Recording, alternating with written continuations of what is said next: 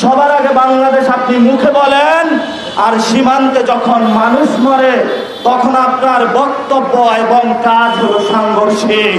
স্পষ্ট আমাদের বার্তা, যারা ইসলাম প্রিয় মানুষ বাংলাদেশের, যারা সার্বভৌমত্ব রক্ষা চায়, সেই মানুষদেরকে নিয়ে আগামীর বাংলাদেশে রক্ষার আন্দোলন ইনশাআল্লাহ আমরা চালিয়ে যাব। আমরা আজকে একটি ঐতিহাসিক জায়গায় দাঁড়িয়েছি, যে ঐতিহাসিক জায়গার মধ্যে বাংলাদেশের প্রধান কবি, জাতীয় কবি কাজী নজরুল ইসলামের কবর রয়েছে, যিনি বলেছিলেন মসজিদেরই পাশে যেন আমার কবরখানি হয়। তিনি এই কথা কেন বলেছিলেন?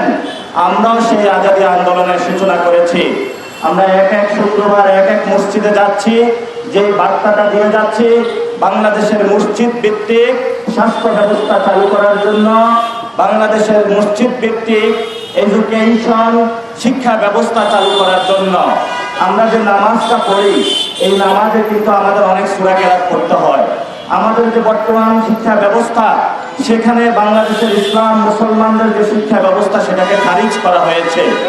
এই জন্য আমরা মনে করি মসজিদ ভিত্তিক ইসলাম প্রসার করার জন্য, মুসলমানদের অস্তিত্ব টিকিয়ে রাখার জন্য স্বাস্থ্য ব্যবস্থা, অর্থনৈতিক ব্যবস্থা এবং শিক্ষা ব্যবস্থাকে পুনর্গঠন করার জন্য আমাদের প্রজন্মের যারা তরুণ বৃদ্ধা প্লাবনীরা রয়েছে, সবাই আমরা ঐক্যবদ্ধভাবে নতুন আন্দোলনের সূচনা করতে যাচ্ছি।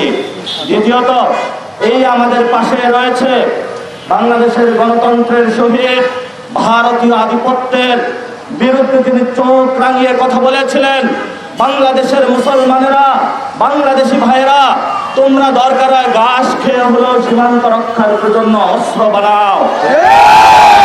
আমাদের শহীদ উসমান হাদি ভাই এইখানে হলো আমাদের পাশে ঘুমিয়ে রয়েছেন, উনি আমাদের দেখছেন।